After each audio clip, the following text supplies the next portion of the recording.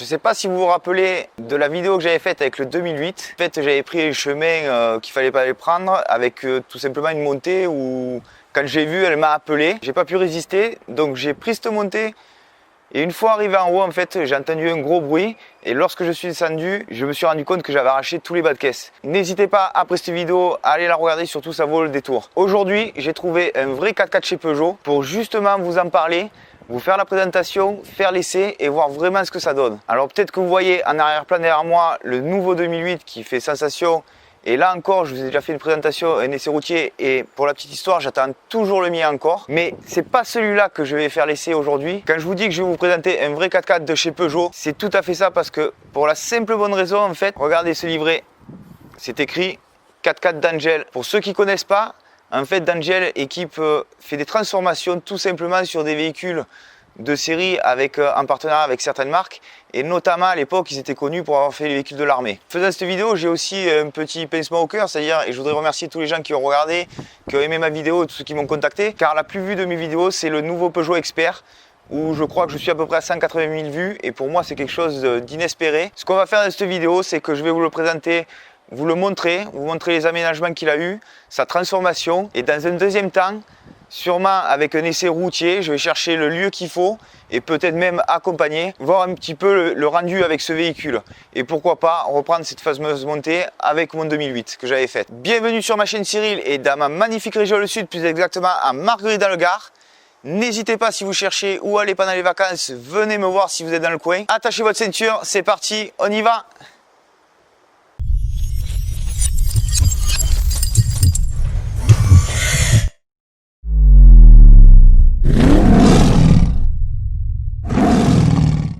Le Peugeot Expert est un véhicule que j'adore, rien qu'avec sa face avant.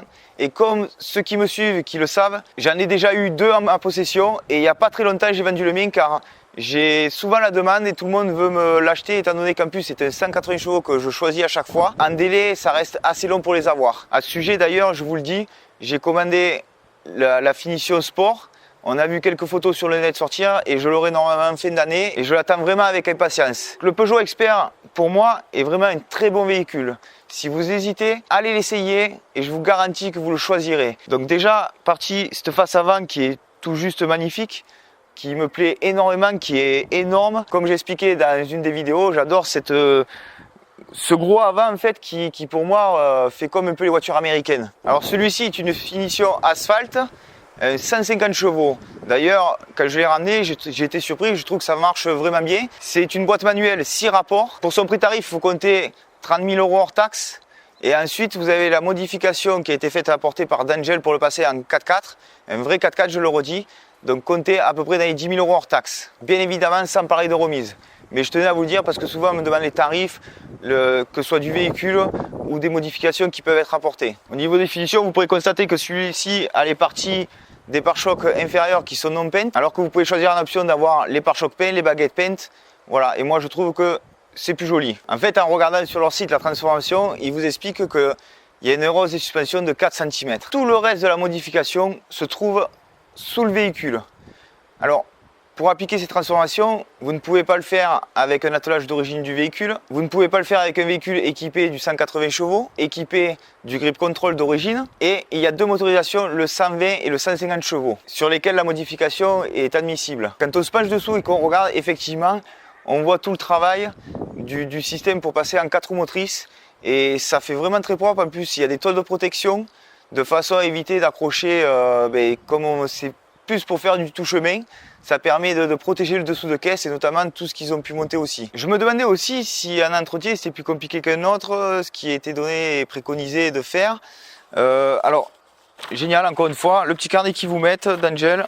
Donc, suivi des révisions avec la date, le cachet, comme un carnet d'entretien normal de série du véhicule. Techniquement, pour faire simple et dans les grandes lignes, la boîte à vitesse vidange tous les 120 000 km. Et pour le pont arrière, ils vous disent que c'est à chaque révision moteur avec l'indicateur service au tableau de bord, c'est-à-dire que c'est la révision courante et là par contre le pont arrière il faut le vidanger à chaque fois. Le coupleur hydraulique sans entretien et ensuite c'est des contrôles normaux qu'on fait de voir d'étanchéité, s'il n'y a pas de fuite, s'il n'y a rien abîmé, s'il n'y a pas des feuilles de coincer du feuillage ou une branche dans les protections moteurs, Voilà, quelque chose de régulier à chaque révision en fait. Vérifiez que les cadres pneumatiques soient de la même marque, de même type et présentent le même degré d'usure entre l'avant et l'arrière. Donc s'il précise, c'est que ça a quand même son importance, ne le négligez pas. Il vous parle aussi du dépannage, qu'en fait, si vous faites dépanner avec un véhicule d'Angel, ou comme un 4x4 en fait, de logique, il faut que les 4 roues soient posées ou les 4 roues soient soulevées. Donc ça veut dire qu'on ne peut pas le prendre ni que par l'avant ni que par l'arrière pour le tracter, c'est fortement déconseillé. Pour l'entretien dans nos ateliers, en fait, ils disent que si on le met sur un pont, les roues en l'air, on peut regarder le fonctionnement des 4 roues motrices. Par contre, il faut qu'il soit directement 4 roues motrices et de ne pas revenir en arrière pour le repasser en 2 roues motrices. Pour faire un point au niveau de dessous des modifications d'Angel, vous avez la protection sous moteur avant, la boîte de transfert intégrée à la boîte à vitesse, le crabotage 4.2, 4.4, une transmission longitudinale 3 brins, la protection sous réservoir, les transmissions latérales arrière, c'est-à-dire les cardans qui n'existent pas sur un autre expert, un pont arrière avec un visco-coupleur, les pneus qui changent, qui sont en alpin, la molette pour passer en 2 4 roues motrices ou bloquer le pont arrière et bien évidemment un attelage si vous en mettez un spécifique de d'Angel. Tout ça accompagné d'une garde au sol rehaussée de 4 cm, sans quoi ça ne permettrait pas de passer à certains endroits, même s'il est équipé comme ça, on resterait planté dans le sol en fait. Alors quand on passe sur le côté, on pourra remarquer que pour faire la différence avec un d'Angel, et là où j'étais surpris encore une fois quand j'ai regardé la carte grise, en fait c'est qu'il n'a plus la dénomination de la marque Peugeot, mais il se transforme aussi et devient la marque d'Angel. Donc c'est vraiment une marque à part entière où quand il y a une modification qu'ils apportent, ça devient leur véhicule à eux de leur marque. Et là, ils arborent avec le badge sur les côtés et ensuite vous l'avez aussi à l'arrière du véhicule. Alors comme vous pourrez constater, souvent je vous donne une option qui est à prendre. Prenez l'option de porte latérale. Celui-là n'avait pas équipé pour la simple et bonne raison, et quand on va passer à l'arrière, on va regarder, c'est qu'il y a un aménagement aussi qui a été fait à la demande à l'intérieur. Ce qui est pas mal, c'est qu'il y a un petit livret, celui que je vous ai montré tout à l'heure, où ils expliquent, parce que en tant qu'agent de marque, ou même les concessionnaires, je ne sais pas, certains doivent avoir des formations, mais je n'ai jamais eu une formation pour expliquer un véhicule équipé de la telle façon pour quand on va faire la livraison en fait au client. Et il y a ce petit livret donc explique ce qu'il faut faire attention, contrôler, et on se retrouve dans le même cas de ce qu'on dit régulièrement, c'est-à-dire que les 4x4, il faut de temps en temps permuter les pneus et surtout garder la même usure. En fait, vous êtes obligé techniquement de changer les 4 pneus en même temps. Et ils expliquent aussi en fait que c'est une question pour garder la motricité et que le véhicule fonctionne bien au niveau de l'adhérence, tout ce qui s'ensuit. Lorsqu'on ferme le véhicule, les rétros se rabattent, ça évite de les casser. Quand on voit qu'un rétro ça coûte entre 150 et 300 € selon les modèles de véhicules, il ne faut pas hésiter à prendre cette option. La seule chose qui change par rapport à un expert qu'on peut croiser tous les jours ou vendre tous les jours, vous pourrez le remarquer donc, avec le badge comme je vous ai expliqué, et puis vous avez la garde au sol. La garde au sol qui est différente, en fait il est rehaussé tout simplement pour qu'on puisse passer à des endroits où on ne passerait pas avec un expert normal, même si à la base ils sont déjà plus hauts qu'une voiture ou autre. Au niveau de l'intérieur, rien n'a changé. Au niveau que ce soit de l'habitacle ou de la sellerie, les sièges sont en mi-tep, mi-tissu. Le tableau de bord est le même. On retrouve le petit volant, les commandes au volant, le régulateur limiteur de vitesse. La seule chose qui est en plus par rapport à d'habitude, c'est la molette sur la gauche du tableau de bord, où là en fait vous choisissez les commandes soit en 2 roues motrices, en 4 roues mais en automatique, et ensuite avec le blocage de pont. Encore une fois, d'après ce que j'ai pu lire, quand vous mettez en 4 roues motrices, en fait on roulerait en 2 roues et automatiquement lorsque vous avez une perte d'adhérence, le véhicule transfère de la motricité au niveau des roues arrière. En fait, le véhicule gère tout seul quand vous avez vraiment besoin des 4 roues motrices. C'est un visco-coupleur qui transfère en fait aux roues arrière quand il y en a besoin. Donc là, on se retrouve du côté droit. Et comme vous pouvez voir, s'il y a une seule porte d'origine, t'es jeune, j'ai les mêmes mobilettes. Mais alors là, quand on fait des tournages vidéo, c'est pas simple parce qu'on entend tout le temps le bruit, on est obligé de s'arrêter. C'est un peu pénible. Donc effectivement, quand on arrive du côté droit, on retrouve bien la porte latérale. Ah, juste, oui, j'allais oublier. En fait, du coup, avec les transformations et l'aménagement qu'on a à l'intérieur, et là, comme vous pouvez constater aussi, il y a la roue de secours qui se situe là. Alors, j'ai trouvé un petit défaut, il va falloir que je le règle. C'est-à-dire qu'il est fixé au niveau de la partie basse, le support. Donc la roue est fixée sur le support. Mais le problème, voilà. En fait, il n'y a pas de mousse derrière et ça crée une vibration. Alors, je pense que ça dépend comment on le règle, puisque sur l'autre que j'ai à livrer, on n'a pas le même problème. Je vous disais, c'est dommage, on n'a pas le module work. C'est quelque chose, quand je vous avais fait la présentation de l'expert, où je vous en parle régulièrement, c'est super pratique. Mais bon, encore une fois, il faut prendre l'option.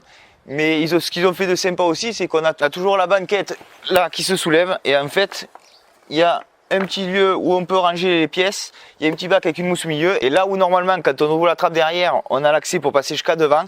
En fait, ils ont fait une petite housse en tissu comme en moquette, de façon à ce qu'on puisse poser encore des choses dedans. Et comme vous pouvez voir, moi j'ai mis tout simplement l'attelage qu'on doit monter derrière, la boule d'attelage. Au niveau de l'aménagement intérieur, donc comme vous pouvez constater, on voit des casiers de rangement. Alors là, ce qui est pas mal, c'est que vous avez des tiroirs aussi sur le côté. Alors, juste pour information, ce n'est pas d'Angel qui fait les casiers d'aménagement. Mais chez nous, par exemple, c'est la société SD Service où je vois régulièrement des véhicules qui ont monté tous les aménagements nécessaires et ils travaillent bien et ça reste propre. Et ce qu'il y a, c'est que ça dure dans le temps. Souvent, on voit plus des aménagements en bois qu'en fer comme ça. Moi, je préfère largement quand ils sont aménagés en fer. Maintenant, aménagement comme ça, il faut compter aux environs de 3500 à 4000 € hors taxe. Les petits tiroirs sur le côté, on a même un petit tapis antidérapant au fond. Comme quoi, c'est bien pensé et ça va au bout de la finition. Plancher en bois brut, on va dire. Moi, je préfère, comme j'avais dans les miens, le plancher antidérapant avec les baguettes en alu sur le côté, tout ça qui protège. C'est-à-dire que quand on charge, si jamais on met un petit coup, ça évite de péter le plancher, et, tout simplement. À l'arrière, comme je vous ai dit tout à l'heure, je vous le remontre, le badge 4x4 d'Angel. Ce qui est sympa, c'est qu'ils n'ont pas enlevé la marque Peugeot et ils mettent juste en plus leur autocollant à eux. Donc les portes qui s'ouvrent à 180. Alors gaffe en cas de vent, voilà, regardez ce qui se passe, tac. Pensez-y, faites attention quand même, on la prend vite dans la tête. Bien évidemment, on y retrouve les radars de recul, le crochet d'attelage qui vient de chez d'Angel. Là, pour la petite... Vous voyez ce que je vous disais, regardez, j'avais le dos tourné. Le vent, il souffle pas trop fort, mais j'ai vu se refermer. Je disais donc, attelage d'Angel, où en fait on va y monter une crochet d'attelage mixte. Donc à l'intérieur, quand on vient de derrière, sur la droite, des emplacements pour ranger, le tapis antidérapant au fond. Là, vous avez des casiers. Je profite de vous le montrer parce qu'en fait, ça peut permettre à ceux qui aimeraient avoir des idées pour aménager. Regardez, je monte dedans et au moins vous vous rendez compte de ce que ça donne au niveau de la place. Alors effectivement, on ne peut pas tenir debout dans un Peugeot Expert. Et là, on retrouve des tiroirs. Et ensuite, vous avez encore un rangement sur le bas. Là, sur le côté, il y a une ouverture. Vous pouvez poser un petit tube, quelque chose, un extincteur par exemple, tout simplement. Et vous avez une prise allume-cigare. J'espère que cette vidéo vous a plu. N'oubliez pas le petit like, le petit pouce bleu. Abonnez-vous si ce n'est pas encore fait. Ce que je vous propose, c'est d'encore étudier un petit peu ce véhicule et de partir tout simplement faire un essai et de vous préparer la suite dans une seconde vidéo. J'ai plus qu'une chose à vous dire. N'oubliez pas, attachez votre ceinture et bonne route!